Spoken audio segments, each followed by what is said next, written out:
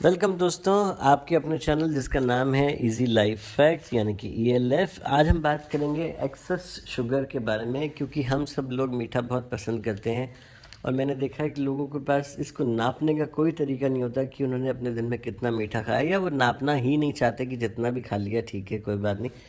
But there are certain science होते हैं आपकी एक्सेस शुगर के। जैसे ही आपको वो साइंस महसूस हो, आपकी बॉडी खुद बोलती है कि भाई आपने बहुत ज़्यादा चीनी खा ली है, अब तो बस करो।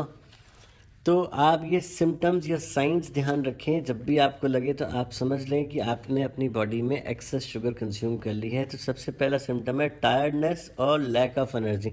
बड़ी अजीब सी बात है, क्योंकि शुगर जो है एक सोर्स ऑफ एनर्जी होती है और जितने भी लोग शुगर खाते हैं बड़े एनर्जेटिक रहते हैं। लेकिन बस excess of everything is bad. और अगर आपने एक्सेस शुगर ली है तो आपका इसका इफ़ेक्ट बिल्कुल उल्टा हो जाएगा और आपको ये लगेगा कि टायर्डनेस हो रही है और एनर्जी लथार्जी टाइप आपको महसूस होगी, यानी कि लैक ऑफ एनर्जी महसूस होगी। दूसरा सिम्टम है आपको स्किन्स की प्रॉब्लम होगी बहुत ज़्यादा।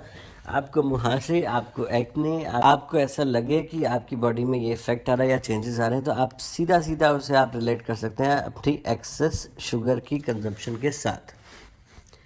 अगर आपका वेट, यानी तीसरी टिप है जी, अगर आपका वेट बढ़ रहा है तो आप ये मान लें कंफर्म कि वो उस शुगर के एक्सेस इनटेक की वजह से ही बढ़ रहा है। बिकॉज पुराने ज़माने में हम लोग शुगर का इस्तेमाल नहीं करते थे, हम लोग सिर्फ मिठास के लिए गुड़ का इस्तेमाल करते थे। शुगर जब से आई है इसमें बहुत सारे केमिकल्स होते हैं और बहुत सारी बातें आपने सुनी होंगी जो हमारे लिए यूज़फुल नहीं होती। हालांकि बनती शुगर जो है शुगर केन से ही है, लेकिन हम लोग जो ओरिजिनली ट्रेडिशनली यूज़ करते थे वो था गुड़, और गुड़ का कंजम्पशन बॉडी के लिए बहुत अच्छा रहता था।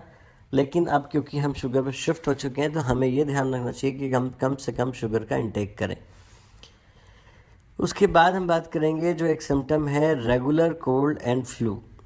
अगर आप एक्सेस शुगर खाते हैं तो आपको regular cold, cough and congestion रहेगा। इसका सीधा सीधा रिलेशन शुगर भी एक कारण हो सकता है, तो आप उसका ध्यान रखें।